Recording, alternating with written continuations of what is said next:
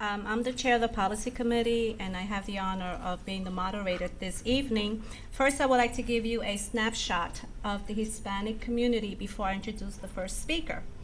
We count as 53 million Hispanic in this great country of ours in 2012. That makes about 17% of the total population. In New York City, we are 2.27 million Hispanics. And 80% of that 2.27 million Hispanics, 80% of Hispanics speak Spanish in their homes. The 5 largest Hispanic group in New York State are Puerto Rican, Dominican, Mexican, Ecuadorian, and Colombian. So now I would like to have the honor of introducing Rebecca Jackson. She is from the New York State Department of Health, External Affairs, Outreach, and Marketing. Rebecca joined the New York State of Health in May 2013 to work on the External Affairs, Outreach, and Marketing team. She is responsible for outreach efforts in downstate New York. Previously, Rebecca was a Deputy Project Director at the National Alliance of Hispanic Health. She managed community programs nationwide focused on diabetes, health disease, obesity prevention and control. She also oversaw a Child Health Insurance Reauthorization Act, Cycle 1 grant to increase enrollment and retention of eligible Hispanic children in government health insurance programs across 7 states. Ms. Jackson?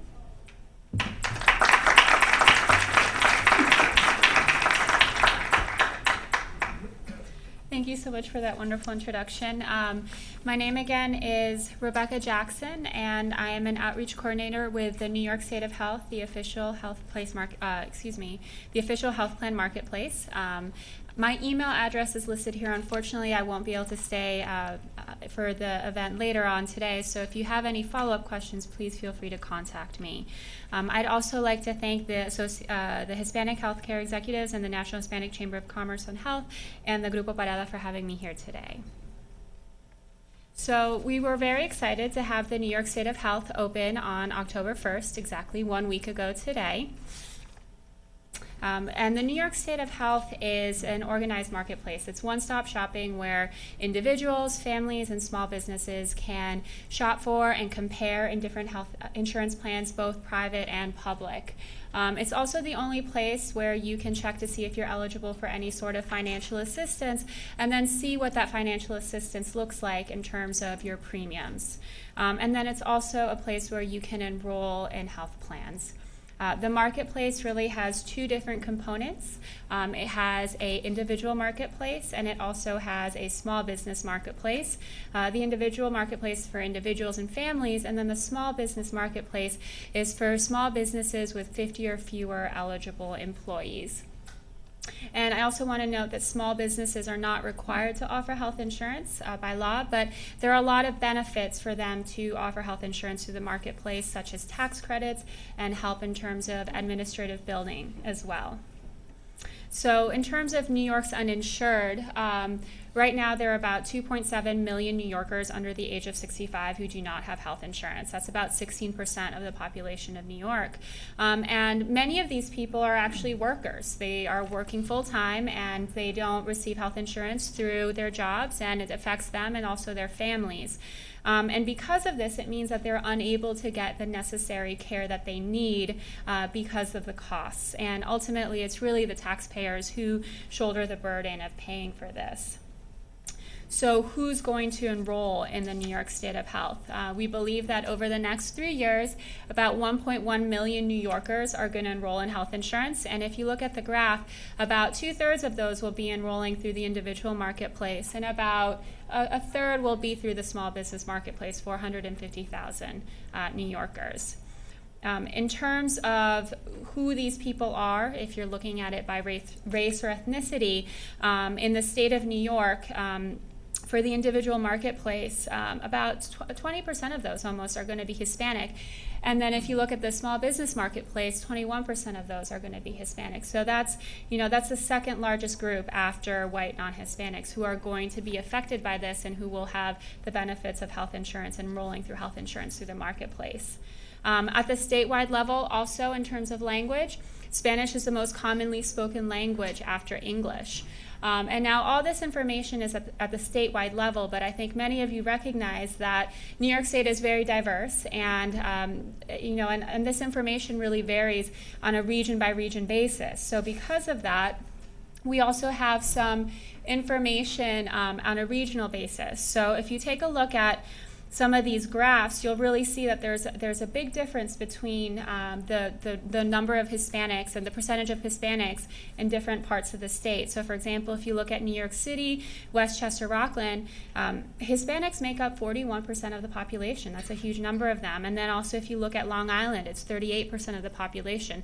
So there's a lot of people in these communities, a huge percentage of these communities who will benefit from the New York State of Health. In addition to that, in terms of language, if you take a look at the most commonly spoken languages in the state on a region by region basis, yes, some of the states still have English as the primary language, but then if you take a look at New York City again, 40% speak Spanish at home. That's a huge number of Spanish speakers, and it's important that they are receiving information on the health insurance marketplace in a language that they understand.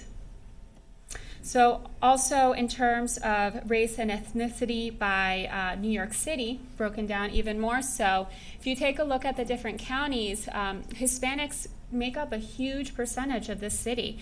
So in Bronx, it's 62%, so they're the largest racial ethnic group in the city. If you look at Queens County, it's 40%. Richmond and Kings County have the lowest at 29%, but that's still, about a third of the population who are Hispanic. And in terms of language, you'll also see, very similar trends for New York City. In Bronx, about almost 60% of the people speak Spanish at home, and it's at least a quarter of the population who speaks Spanish in all counties of the city. So when will people enroll in the New York State of Health? Open enrollment, as I said before, started last Tuesday, October 1st, and that enrollment period is for 6 months. So it goes from October 1st until March 31st, and for coverage that begins on January 1st. And that open enrollment period is set, but unless you have a qualifying event. And a qualifying event might include losing a job, for example, or having your income change, or getting divorced or married, or having a baby. So you can enroll outside of that 6-month period with one of those life events. Now, if you're talking about people who are eligible for Medicaid or Child Health Plus, public health insurance programs, that enrollment period is year-round, so they can enroll outside of that 6-month period. And then also for small businesses can choose to offer health insurance to their employees year-round, so they don't have to worry about that 6-month enrollment period as well. So how will people enroll? I know that digital media is a huge portion of today's conversation, so I want to let you know about our web portal that we have that will make it easy to enroll and shop and can compare different health insurance plans. The web portal will process applications for Medicaid, for Child Health Plus, so public health insurance programs. It will also process application for the individual marketplace and the small business marketplace. I want to let you know that as of today, with the marketplace open for 1 week, we have enrolled 44,000 New Yorkers. It's a huge amount of people, and we've also helped about 26,000 New Yorkers with questions through our phone line. So there's clearly a lot of demand out there. There's a lot of people who need health insurance, and there's even more people who are just taking a look at the website and shopping and comparing their different options, and then maybe going back and speaking to family members to see what option works best for them as well. I also want to briefly talk about the customer service number that we have. They're open to answer questions, and they can also enroll people. and they are accepting applications. They can refer you to help in person, and the hours are 8 to 8, Monday through Friday, and then 9 a.m. to 1 p.m. on Saturday. And I think it's really important to have hours that are outside of normal business hours so that people can call and have assistance even if they're working, a full-time job or more than one job. There's also going to be help available in multiple different languages, and there will be oral interpretation, but on top of oral interpretation, there will be many bilingual staff in Spanish as well who can actually have a conversation with somebody and enroll them. So there will also be in-person assistance for individuals and small businesses who are looking to enroll. And those individuals will be located all throughout the state at convenient times and locations. There are 3 different types of in-person assisters, and I know that there are some of you in this audience are navigators or certified application counselors. So I'm just going to very briefly break out the 3 different groups and explain them. Navigators are going to be completing applications for individuals and small businesses, and they have all received extensive training. So it was a 2-day online training and a 3-day in-person training. And they receive compensation from the Department of Health, so they receive funding. The second group are insurance agents or brokers, and these individuals have always offered assistance to small businesses, and they will continue to do so. And we've already certified almost 3,000 brokers at this point. So there's a lot of assistance available to small businesses and also individuals through these individuals. And then the third group are the certified application counselors, and they don't receive compensation from the Department of Health, but they will be offering assistance to individuals and small businesses, and they will also be receiving training. Groups that will be certified application counselors include hospitals, for example, who see a lot of patients coming in who need health insurance, also be the health plans that are offered on the marketplace, and they'll also be federally qualified health centers, for example, who receive funding to help individuals enroll. So individuals and small businesses will have a choice of high-quality, low-cost private health insurance plans available to them. And here are some of the highlights in terms of what these plans will look like. First of all, there's going to be a choice of plans in all areas of the state, and we really want to make sure that there was increased competition so that there are more options available to New Yorkers. I also really want you to know that premiums for people who are paying for coverage for themselves have gone down about 50% in the state of New York, and that's before any sort of tax credits are applied. So if somebody is eligible for a tax credit, their premiums might be even lower. And also all the consumer protections that applied with the Affordable Care Act also apply with the marketplace. So for example, if you have a pre-existing condition, you won't be denied coverage. And finally, all the plans are required to have good provider networks, so there will be doctors available to see you as well. So briefly, these are the plans that will be offered on the marketplace. I think you'll recognize a lot of the different names. And these are the dental plans that will be offered on the marketplace as well. And all the plans are required to offer 10 essential health benefits. I won't go through the whole list, but I think some really important ones to note are mental health and substance abuse. This is a required benefit, as is maternity and newborn care and pediatric vision and dental. So all the plans that are offered are required to offer these services, and preventive services are at no cost to you as well. So it's really important to be getting that preventive care. In terms of financial assistance, there will be a lot of financial assistance available to people who shop through the New York State of Health. Many will be eligible, and there are really 2 different types of financial assistance that will be offered. The first are tax credits that will help lower the cost of premiums. So if you're an individual, for example, who earns just about $46,000 a year, or a family of 4 who earns about $94,000 a year, you may be eligible for help with your premiums.